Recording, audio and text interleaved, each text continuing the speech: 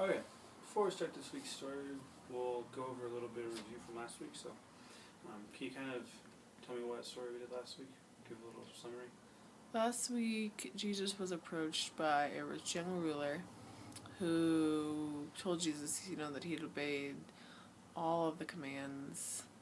And Jesus asked him to do one more thing and to sell all of his possessions. And that was just something that the rich young ruler wasn't willing to do, and he went away sad because, his possessions were so important to him.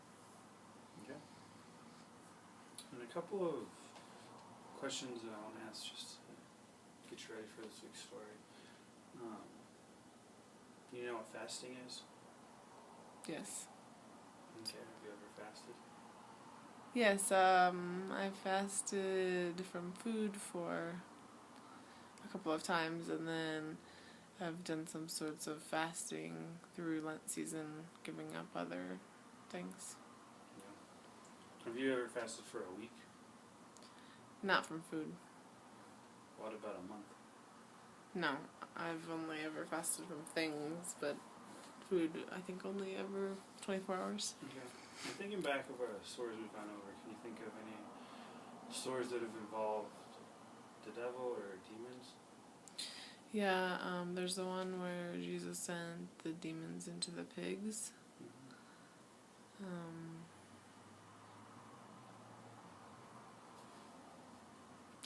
That's the one I can think of right now. Okay. What was their response when they first saw Jesus? Kind of fear. I think they ask, what he's going to do to them or what he wants with them, and they often call him by, who he is, Son of God, or... Right. Okay. So, we'll go ahead and get into our story. Jesus is tempted by the devil in the wilderness. It comes from Matthew, verses 1 through 11. And the background is, this is right after Jesus was baptized and he goes off into the wilderness. So, Jesus was led by the Holy Spirit into the wilderness, where he fasted for 40 days and 40 nights. And after that time, the devil came to Jesus and started tempting him. First, he said, if you are the Son of God, take these stones and turn them into bread, and you won't be hungry. But Jesus said to him, it is written, man does not live on bread alone, but on every word that comes from the mouth of God. So then second, the devil took Jesus to Jerusalem, to the top of the temple, and he said, if you're the Son of God, throw yourself off the building, for it is written, he will send his angels concerning you, and you will not strike your foot against a stone. And then Jesus responded again to the devil, it is also written, do not test the Lord your God. And then thirdly, the devil took Jesus out onto the mountains and showed him all the kingdoms of the world and their splendor. And the devil said to him, if you bow down and worship me, then I will give you all the kingdoms of the world. And then Jesus responded to him lastly, go away, Satan, for it is also written, worship the Lord your God and serve him only.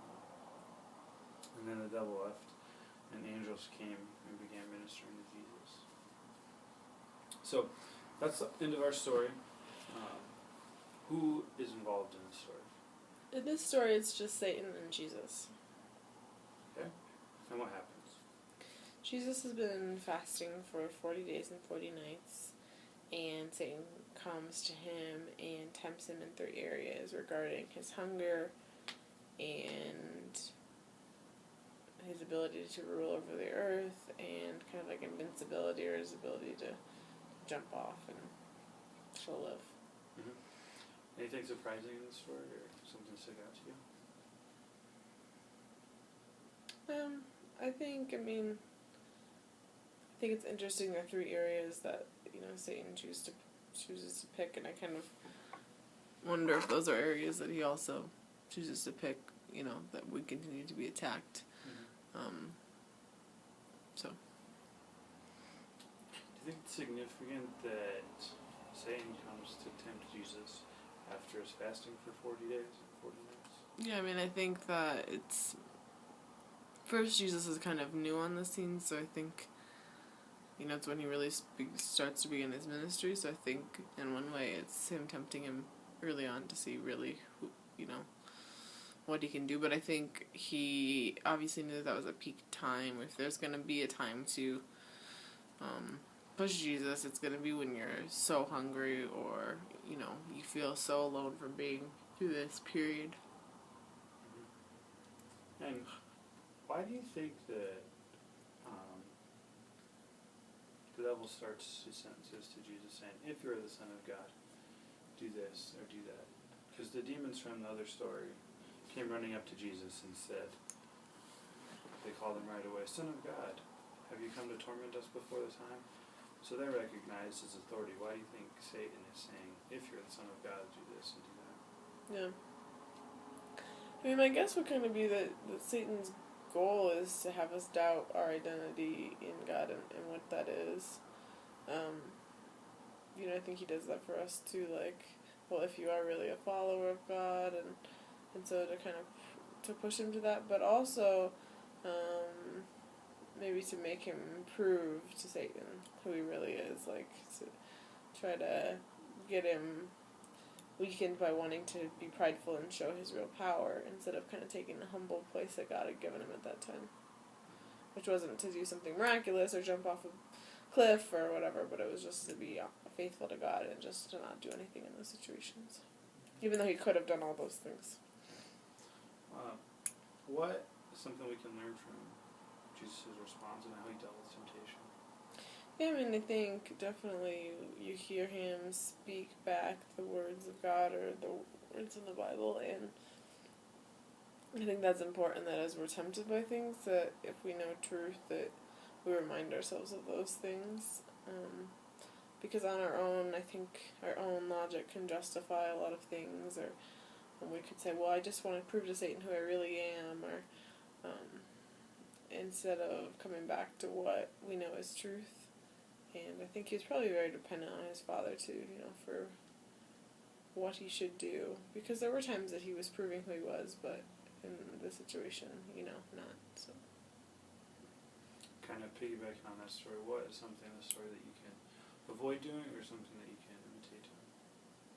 Yeah, I think the biggest thing that I feel like I take away is just the ability to really know truth, and Jesus obviously knew all the words of God, but for us to know words of God that we can use when Satan attacks, or when things get difficult, or when maybe God doesn't feel near, or our needs don't feel met, or just to come back to those truths and have key pieces of truth that God has spoken to us, written on our hearts, so that we can just call those out.